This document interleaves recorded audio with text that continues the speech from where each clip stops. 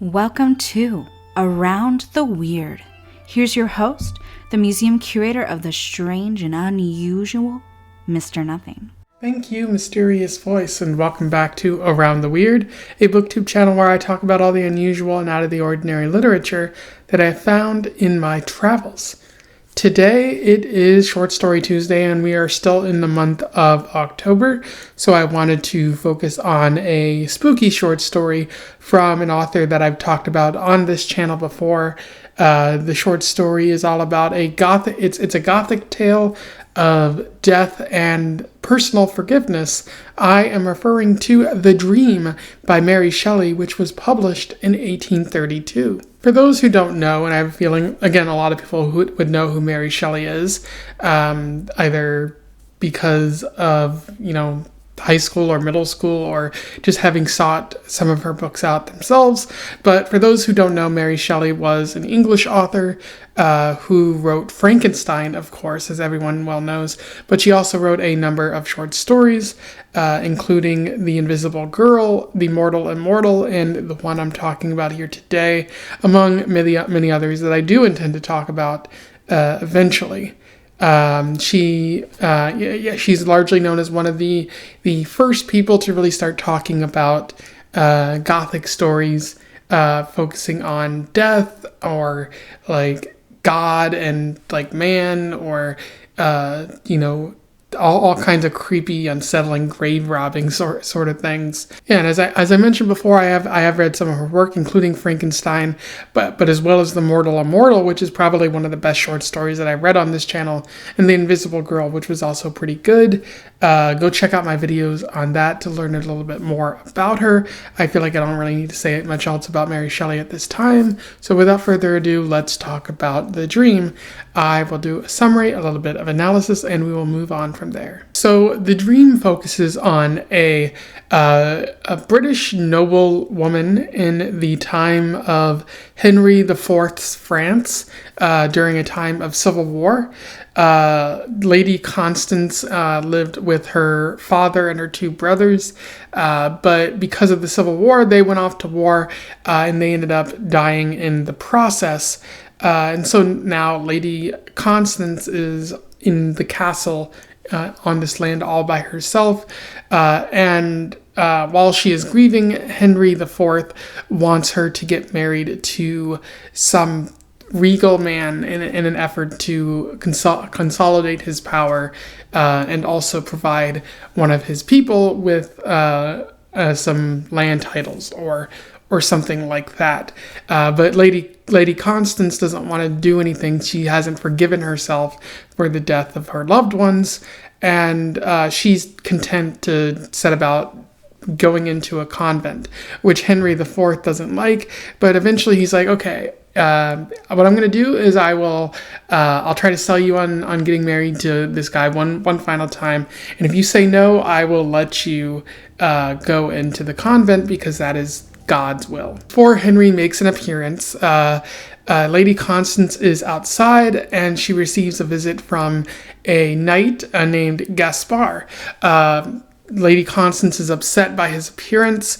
He notes that they had a good relationship, but because he was on the other side of this civil war, their love was forbidden, and she sees him as somewhat responsible for her parents and her brother's death, and so she doesn't feel content in having a relationship with this man, although she still clearly very much loves her. And so Gaspar goes away, and we find out that this was all arranged by Henry IV, who wants Gaspar to marry Lady Constance, but she isn't ready to do that, and so Henry IV and him are having a conversation about how best to go about making this happen. And Gaspar just says that he just needs to be by her side in order for her to see that a relationship is possible and maybe even necessary. Lady Constance says she's going to sleep on St. Catherine's couch, which I don't quite know what that means. I think it's just like being on a ledge, sleeping there, and being closer to the saints because of how close you might be to death or something like that. And so she sets about sleeping like that tonight, although people are worried that she might fall and drown in a nearby river. And Gaspar hears about this and he decides to wait closer by the river so he can catch Constance or help her if something bad were to happen. And while Constance is asleep, she has a dream of her family sort of trying to push her to have a better life. She dreams of Gaspar, where she sees him dead, and she realizes that she would much rather be with him than see him passed on like she saw her family. And so she sort of forgives herself and understands that it's okay to find other happiness after experiencing this much of grief and loss. And as the story ends, Constance and Gaspar get married, and so it ends on a bit of a happier note there. In terms of analysis, there is a fair bit to talk about in this story. One thing I should note is that it kind of ends similarly to how The Invisible Girl ends, with something tumultuous happening to the characters in the story and them lamenting the loss of someone they loved. In this story, it's Constance realizing that she might lose Gaspar if she doesn't hold him close. And in The Invisible Girl, it's the main character losing his daughter after he gets frustrated that she was engaged to somebody else and sending her away and eventually finding her. And they both end on a bit of a happy note. So even though Mary Shelley was a big downer at times and dove into that gothic atmosphere in her stories, I think she does believe in much happier endings than, say, you would see in Edgar Allan Poe's work, which is a big difference there. But one idea that she's working with in this story, one big theme, is that of grief.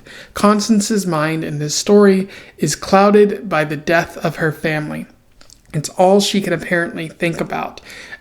She can think about how much she loved Gaspar, but every time she thinks about it, she thinks about how he was on the opposite side of this civil war. And so, he's in some way responsible for the death of her father, her brothers, either inadvertently or directly responsible, as it might be suggested that Gaspar killed her father, although that might just be some worrying on her mind that might not actually be the case.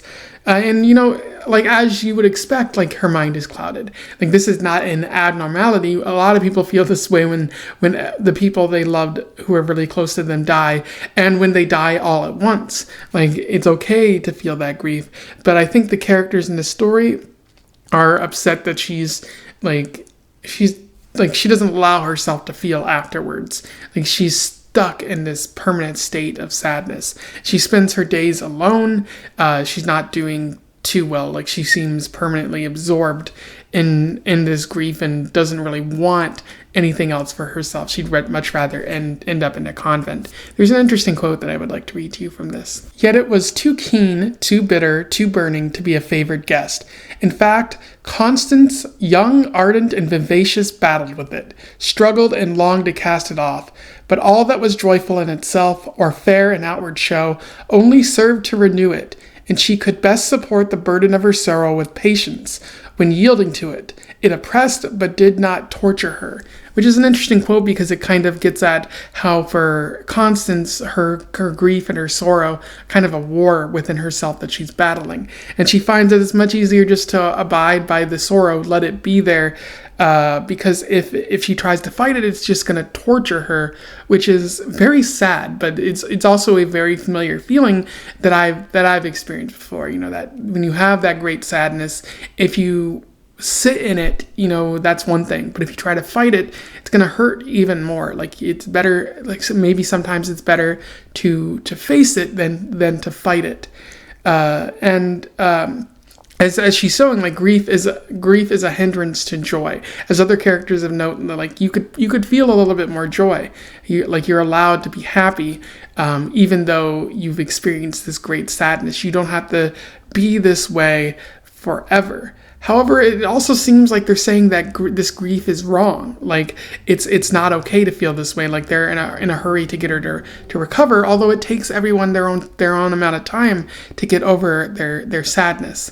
But King Henry and Gaspar are like, no, you need to get over this right now. And in a lot of ways, it seems like Constance is not given a personal freedom to grieve. That because she's a woman during this time period of medieval or like post-medieval France, like, she doesn't have as many liberties as other people do. Like, she's not seen as an equal to a man, so she's not allowed to grieve, and that's kind of weird because like, it seems like they only care that she's like, that they can have her power, her position, her noble castle or something like that. And by doing that, they're not seeing her as a person. They're seeing her as another title to be had. And, you know, that maybe Constance see this, maybe she doesn't, but it certainly, it wouldn't make you feel any better if you were to realize this, because then, unless you had lived this way forever, but even then, it's like if she's not allowed to feel this grief, then it's going to be like you haven't properly grieved for somebody or something like that. And then there's also talks of forgiveness in this story, where it seems like in some ways, beyond the whole wanting to gain her position of power, it seems like King Henry and Gaspar want her to reach a place of personal forgiveness, to understand that, yes, sadness did happen to her, but it's not entirely her fault, and she can move on without that feeling of guilt. So Constance needs to forgive herself, and she needs to forgive Gaspar for for hurting her family in a time of war, but also she needs to forgive herself because she needs this, like, her feelings of love come with a sense of guilt. So I think she does a good job, or Mary Shelley at least does a good job of showing how each person receives a sense of forgiveness. That if she pushes away Gaspar, that he might end up dead, like her father and her brothers were, and like, she'll never have an opportunity to show him the love that she felt for him. So very romantic, and very like, this is what you stand to lose by not allowing yourself to love in this moment, which is a pretty heavy statement right there. And we see in this dream, or this hallucination that she has on St. Catherine's bed, about like, she sees her family, and it seems like her family is waving to her in paradise, and like, this is her opportunity for forgiveness from them as well. Like, they're saying it's okay for you to move on with your life. If you stay in this place forever, it's gonna bring you to ruin. And we also see this at the end of the story, where she's talking with Gaspar about how she's willing to forgive herself, and how it's so painful to not allow yourself to feel joy. So again, yeah, like, you're seeing the forgiveness that she's playing on, or she's putting on display here. And then another aspect of the story is the Gothic atmosphere, where like, she's on a precipice, almost ready to die. She's thinking thoughts of grief and suicide and the loss of a loved one, all elements of the Gothic atmosphere that Mary Shelley helped to build. You see it in The Invisible Girl, you see it in The Mortal Immortal, you see it in Frankenstein.